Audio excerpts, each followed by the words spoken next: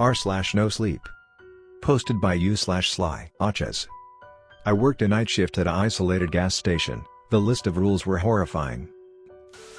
Hi, my name is Ethan. I'm a college student with a lot of debt. This is a post about my hellish experience at a gas station with a horrifying set of rules. I wished I had never accepted the job. Anyhow, I'll stop rambling and actually tell what's happening until now. It was on a rainy Saturday. The small town I lived in wasn't too keen to going out during the rain, so it was quiet except for the rain. I was walking back to my house when I spotted something that caught my eye, a hiring post. It read hiring at Gordon's Gas for night shift. Call, redacted. I looked at it more intently. It was very tempting since, as you know, I was in a lot of debt.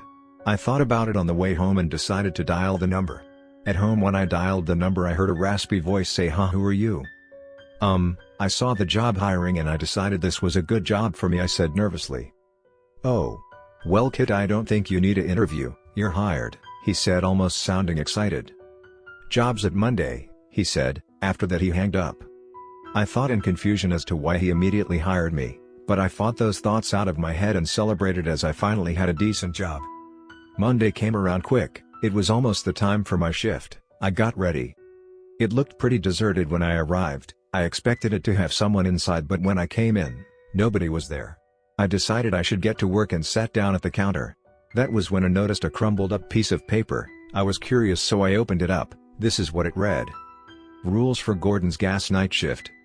1. Make sure to lock the back door when you arrive. 2. Don't go into the break room during your first hour. 3. Don't ever talk to customers if they are wearing a black trench coat with a mask. 4. If you see another employee, shoot them.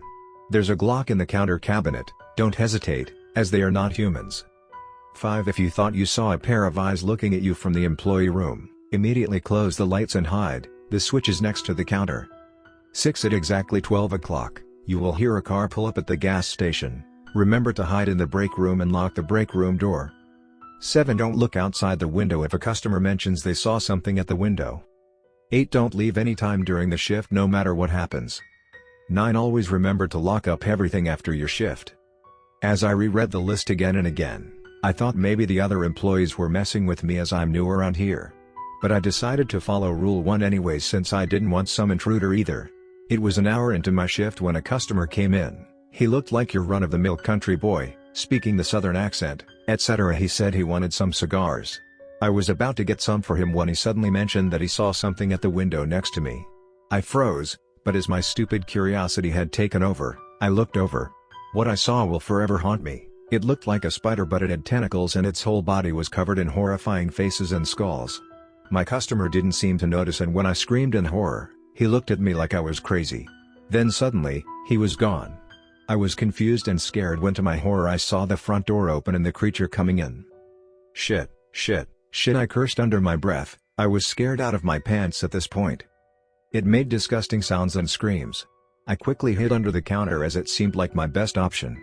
The lights went out as soon as I hid.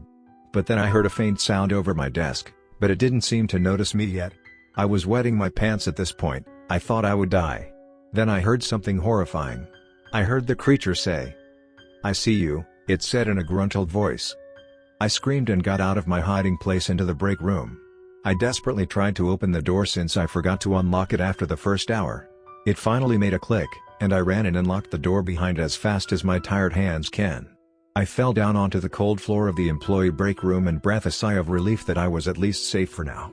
I almost laid down to take a bit of rest until I heard thrashing and clawing at the door. I'm typing this as I'm still barricading the door. I'm going to survive this, at least I hope. The next story of this video.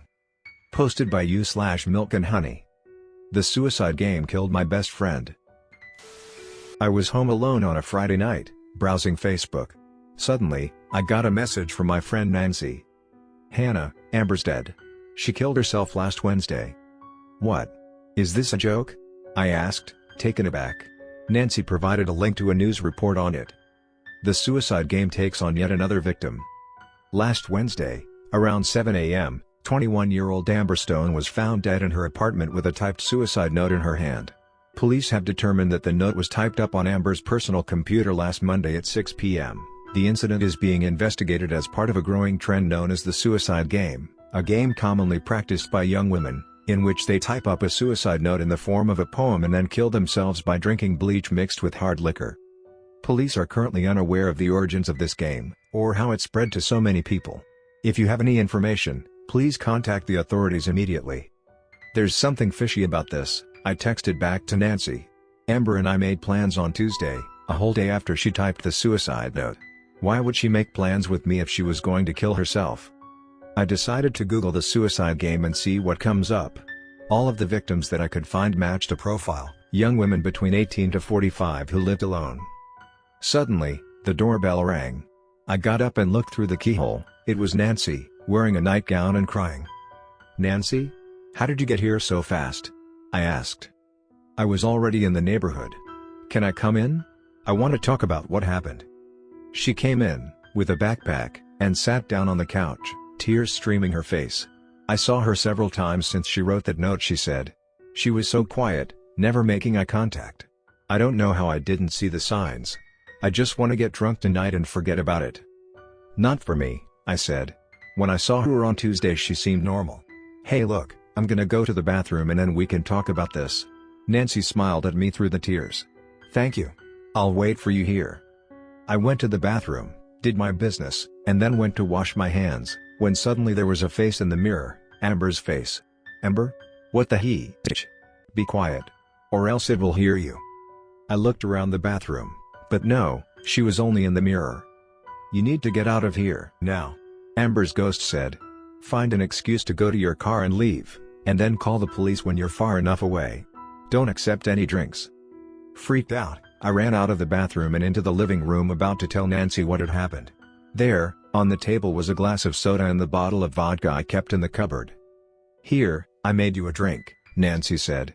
"I think we will discuss our feelings better when we're drunk." "Don't accept any drinks." "Okay," I said. "I just realized I forgot to turn my headlights off. I have to go take care of that before the battery dies." "Have a drink first," said Nancy, pushing the cup to me.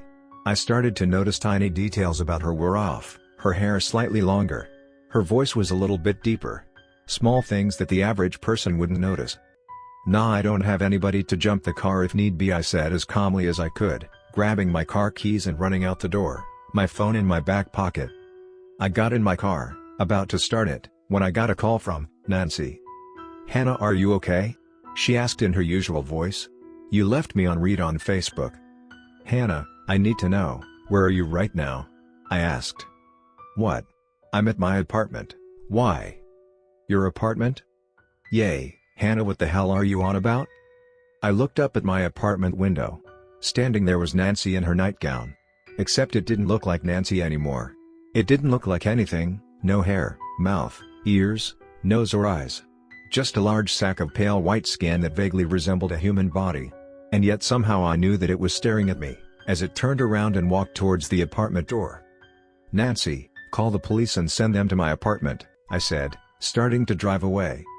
When the police got there, the thing was dead on the ground, with its arms and legs spread out. They found traces of crushed bleach in my vodka bottle. They also found a suicide note in the form of a poem, claiming to be written by me, traced back to my computer. "It was a shapeshifter," explained a paranormal expert on social media. "It would shift into a fly, and then go into the woman's room. Types up the suicide note on her computer while she's away at work, and then pours her bleach in any bottle of hard liquor she has. And if it takes too long for her to drink it on her own, it takes on the image of a personal friend to try and convince its victim to drink with it." "So you mean to tell me that there was no suicide game?" the reporter asked. "No. None of those girls committed suicide. It was all just a front for what really was happening. The police and medical examiner could not figure out how the shapeshifter just suddenly had a heart attack, although it was otherwise pretty healthy. But I could. Thank you, Amber."